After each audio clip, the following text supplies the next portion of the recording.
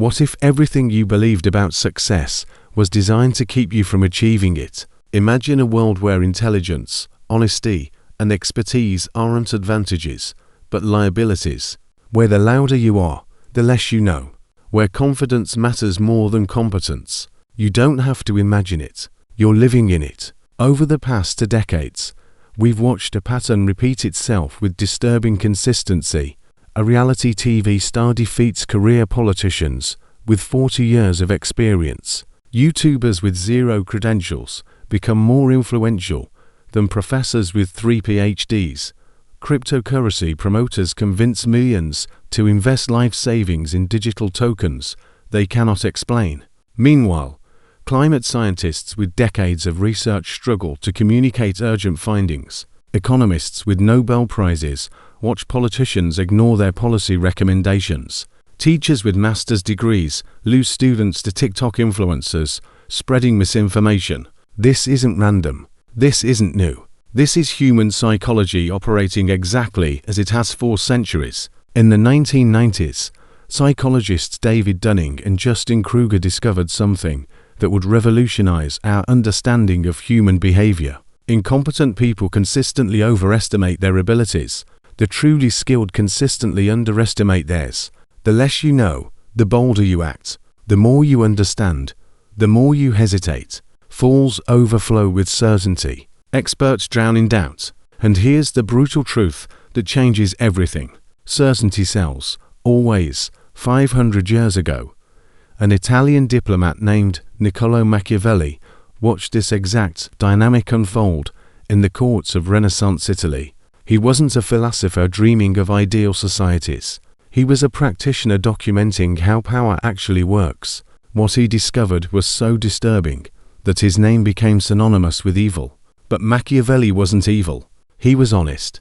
And honesty about power is the most dangerous thing in the world. In The Prince, written in 1513, he made an observation that explains our modern world perfectly. The common people are always taken by appearances and results, and the world consists mainly of common people. Translate this into modern language. Most humans judge capability not by actual results, but by perceived confidence and presentation. In a world like this, masters of appearance triumph over masters of reality. But Machiavelli's insights go deeper than this surface observation.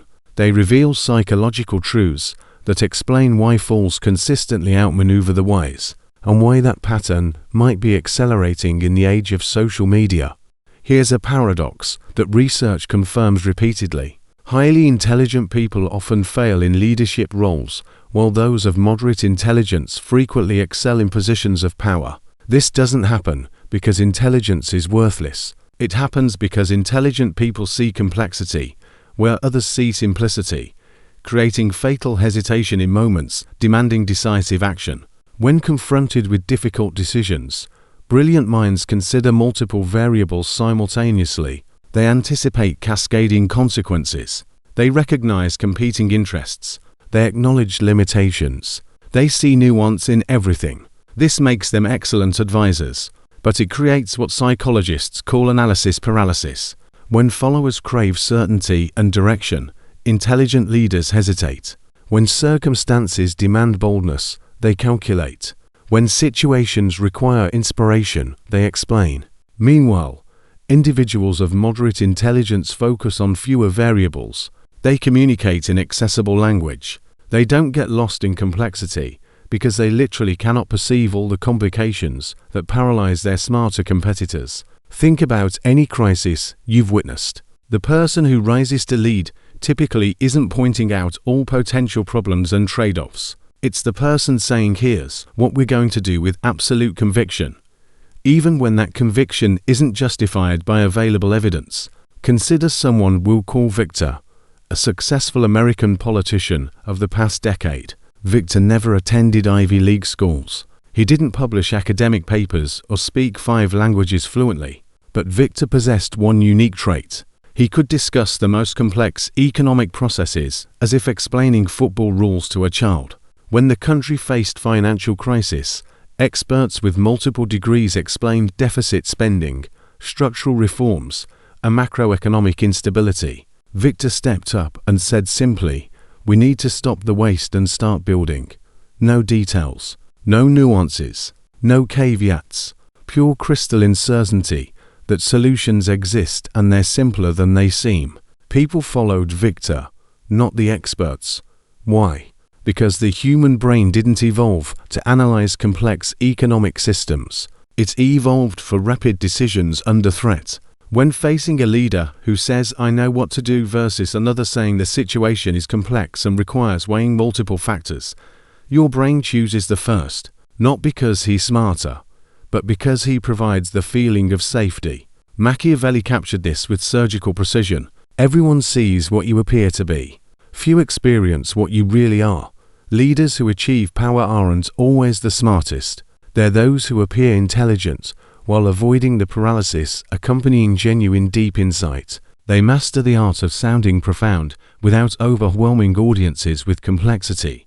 They may not even fully grasp themselves. Elizabeth Holmes became the symbol of this principle, taken to extremes. The girl who dropped out of Stanford after 2 years with minimal biochemistry knowledge convinced Silicon Valley's smartest investors to pour hundreds of millions into technology that physically couldn't work. How? Holmes didn't try to become the smartest person in rooms. She became the most confident. She copied Steve Jobs' style. Black turtlenecks, piercing stare, minimalist presentations. She artificially deepened her voice to project authority. She surrounded herself with a board featuring former secretaries of state and generals, but not one expert in medical technology. Holmes understood what Machiavelli knew. Most people judge intelligence not by results, but by confidence and presentation, and she weaponized this understanding with devastating effectiveness. This reveals the most important modern skill. It's not having right answers. It's presenting any answer with unshakable confidence. The smartest person in the room often loses to the most confident person, because confidence is immediately visible, while intelligence requires time and expertise to properly evaluate. And time is a luxury people rarely afford themselves. The most dangerous weapon in a fool's hands isn't their stupidity. It's their understanding that people will die for their beliefs. Machiavelli wrote 2 sentences explaining why populists defeat intellectuals repeatedly across 5 centuries. First, there is nothing more important than appearing to be religious. Second, whoever desires constant success must change his conduct with the times. These aren't contradictory ideas. They're 2 sides of one strategy. The most successful manipulators know people of sacred values they'll defend at any cost, and they know how to appear aligned with those values while subtly shifting presentation to fit changing circumstances. Watch how this works in practice. When people believe their core values face threat, they enter what researchers call sacred value protection mode. Normal cost-benefit thinking stops completely. They'll sacrifice wealth, safety, even life to defend what they consider sacred. Those understanding this dynamic can mobilize loyalty of such force that outside observers mistake it for irrationality. Actually, it's entirely predictable human response to perceived threat. 20th century history provides horrifying examples of this mechanism in action. Take Benito Mussolini, the Italian dictator who seized power in 1922. Mussolini wasn't a strategic genius. He was a former teacher and journalist, a man without military experience or aristocratic lineage. But he possessed one talent. He understood how to speak the language of Italian sacred values. After World War I, Italy was a humiliated nation. It fought on the winning side, but received none of the promised territories. The economy lay in ruins. Unemployed veterans filled streets.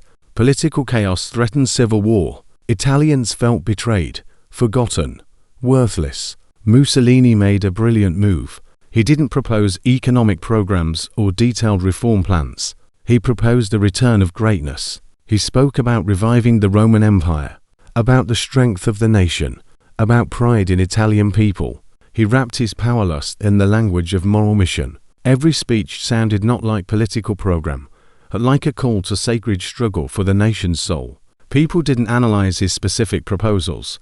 They felt someone finally defended their dignity, and that feeling proved stronger than any argument. 10 years after taking power, Mussolini transformed Italy into dictatorship, destroyed opposition, launched colonial wars in Africa, and dragged the country into catastrophic alliance with Nazi Germany. But for millions of Italians he remained a hero until the very end, because he defended not their real interests, but their identity. And when a leader becomes part of your identity, criticizing him means criticizing yourself. Modern politicians use exactly these mechanisms, just replacing Roman Empire with national security, traditional values, or cultural identity. They transform political issues into moral imperatives. Supporting them becomes not rational choice, but act of faith. Opposing them becomes not different political opinion, but betrayal of everything sacred. Machiavelli understood this 5 centuries ago. He wrote that the strongest rulers are those who create an atmosphere of the sacred around themselves. You don't need to be a religious leader in the literal sense. It's sufficient to speak the language of absolute values, the language of good versus evil, the language of us versus them.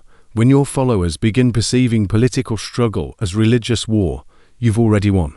Because religious wars don't end in compromises, they end only in victory or defeat. And here appears the second part of the strategy: adaptability. Successful manipulators never remain unchanging. They adjust tactics depending on circumstances, but always preserve the emotional core of rhetoric. Today, a leader might speak about necessity of harsh measures for security. Tomorrow, the same leader speaks about mercy and forgiveness. But in both cases, he appeals to one base emotion: fear of external threat and hope for salvation. Followers don't notice contradictions because emotional message remains unchanged. Moreover, they begin interpreting changes in leader behavior as signs of strategic genius rather than hypocrisy. This is psychological sophistication of the highest level. Winners in this game aren't those trying to convince opponents with logical arguments. Winners are those positioning themselves as guardians of their followers' sacred values. When circumstances shift, they change tactics, but the emotional connection stays unbreakable.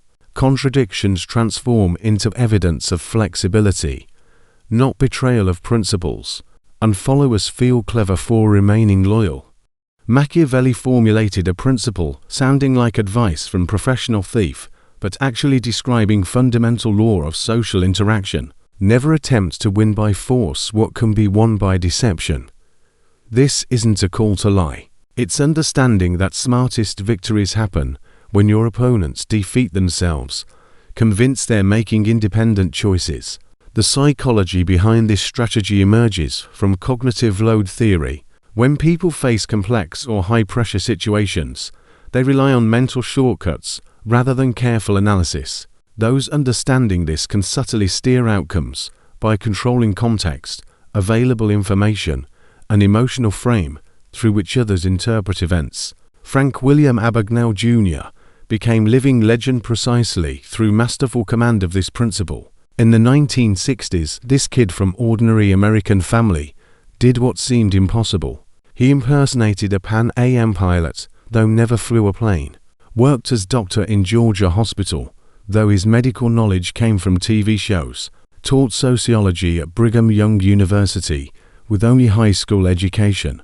All before turning 21, Abagnale didn't use violence. He didn't threaten people, blackmail them, force compliance. Instead, he created contexts where people voluntarily granted him trust, authority, and resource access. When he wore pilot uniform, airport workers automatically perceived him as one of their own. The uniform was symbol bypassing all checks and questions. When he confidently spoke medical terminology memorized from textbooks, doctors assumed he passed the same training. Nobody verified his diplomas because his behavior raised zero doubts. Abagnale intuitively understood what dozens of psychological studies later confirmed. People don't check facts if they've already emotionally decided to trust. The brain seeks confirmation of assumptions, not refutation. If you look like pilot, talk like pilot, and act like pilot, why would anyone check your documents? Such verification requires cognitive effort people instinctively avoid. This principle works not only in criminal schemes, it underlies vast numbers of completely legal social interactions. Modern negotiators don't win through superior arguments. They shape discussion terms, so agreeing with them feels like natural choice. Political campaigns don't convince voters through policy details. They create emotional contexts where supporting their candidate feels inevitable. Technology companies don't force adoption. They design user experiences where engagement feels rewarding rather than manipulated. The most powerful influence happens when people believe they're making independent decisions. This requires understanding not just what people think, but how they think. What mental shortcuts do they use? What emotional needs are they trying to meet? What social pressures influence them? Consider how this plays out in high-stakes business negotiations. The amateur tries winning through superior logic or stronger positions. The master shapes entire context, the setting, information flow, sequence of decisions, alternatives being considered. By the time formal negotiations begin, outcome feels predetermined because all psychological groundwork has already been laid. Abagnale eventually went to prison, but his story became a symbol of how vulnerable human trust becomes when meeting skilled manipulation. After release, he began working for FBI, teaching agents to recognize fraudsters. The irony is that best defense against deception turned out to be understanding how deception works. One of Machiavelli's most misunderstood quotes sounds archaic, but reveals brutal truth about nature of success. Fortune is a woman, and if you wish to master her, you must beat and push her. Strip away 16th century metaphor, and you find blunt truth. In competitive arenas, opportunity tends to reward those who move boldly before certainty exists. Perfect information is mirage. By the time you've gathered every fact, the moment of advantage has passed. In 2002, Elon Musk decided to launch rockets into space. Experts laughed. Boeing and Lockheed Martin had decades of experience, unlimited budgets, uncheckable government contracts. Rational analysis said unanimously, a people programmer has zero chance. Musk hired engineers directly from Boeing, studied rocket science from textbooks instead of universities. In 2006, he launched first Falcon 1 rocket. It exploded 33 seconds after liftoff. The second exploded in 2007, the third in 2008. Experts advised stopping. But each failure brought irreplaceable lessons you cannot get from simulations. While competitors studied market conditions, SpaceX was reshaping them. The fourth rocket reached orbit.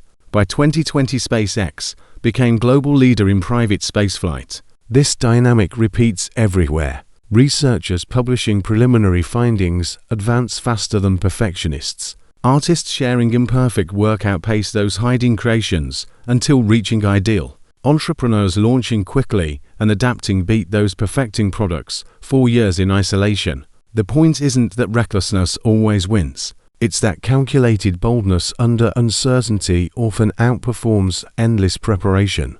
Most successful aren't necessarily smartest. They're those who act when moment matters, gathering just enough information for informed bet. They understand hesitation is also decision, often costliest one. Psychologists call this tolerance for uncertainty. Most people feel deep discomfort acting without full information. Their brain signals danger, demands more data, more analysis, more time. This is evolutionarily programmed reaction that once made sense. If primitive human wasn't sure whether unknown berry was edible, caution saved lives. But in modern world where most decisions aren't life or death, this tendency toward excessive caution transforms into chronic paralysis. People wait for perfect moment that never comes. Expect complete certainty that's impossible by definition. And while they wait, someone else acts, fails, learns, and seizes opportunity. These patterns persist across centuries and cultures because they reflect fundamental aspects of human psychology rather than temporary problems education might solve. As Machiavelli observed, men judge generally more by eye than by hand. For everyone can see, and few can feel. People consistently choose confidence over competence, simplicity over accuracy, emotional comfort over difficult truth when making quick judgments about authority and influence. The implications challenge everything we'd like to believe about merit and fairness. Our institutions, markets, and democratic systems often reward those who understand psychological dynamics better than those who understand complex technical problems. The most important decisions frequently get made by those who excel at gaining power harder than those who excel at using it wisely. But what if the fools aren't actually lacking sophistication? What if they've discovered something about human nature that genuinely wise people refuse to accept? From ancient forums to modern boardrooms, from medieval courts to social media platforms, same dynamics play out repeatedly. Those who appear simple often possess different kind of intelligence, intuitive understanding of how people actually make decisions versus how we pretend they should. Consider how many brilliant scientists struggle to communicate urgent climate findings, while influencers with minimal training successfully promote environmental causes. The difference isn't knowledge or commitment. It's understanding how human psychology actually works versus how we wish it worked. This creates a world where good intentions, without strategic thinking, accomplish little beyond personal satisfaction. The wisest approach often involves learning to communicate truth in ways people can actually receive, rather than ways that make us feel intellectually superior, but fail to create change. The wise person in Machiavelli's framework isn't someone remaining pure while others suffer. It's someone learning to engage with human psychology as it exists, rather than as they wish it existed. Those who appear simple don't always lack sophistication. Sometimes they've learned to translate complexity into accessible action, while others remain trapped in analysis. The future will continue being shaped by those understanding psychology of influence better than psychology of expertise, because that's how humans actually make decisions about whom to follow and what to believe. The question isn't whether Machiavelli was right about human psychology. Centuries of research have confirmed his core observations. The question is what we do with that knowledge. Machiavelli wrote The Prince not to celebrate ruthless people, but to understand them well enough that ethical people could compete effectively. He wanted principled individuals to have tools necessary to succeed in a world where unprincipled people often win by default. 5 centuries later, the challenge remains exactly the same. The world needs people who understand both complexity of problems and psychology of solutions. Those who can bridge that gap, translating insight into influence and influence into genuine progress, will determine whether human civilization continues advancing or falls into hands of those who understand manipulation but lack wisdom. This isn't about becoming manipulative. It's about becoming effective in service of something larger than yourself. Historical figures combine strategic thinking with ethical goals. Franklin Roosevelt understood inspiring confidence was crucial during economic crisis, but used that confidence to implement programs genuinely helping people.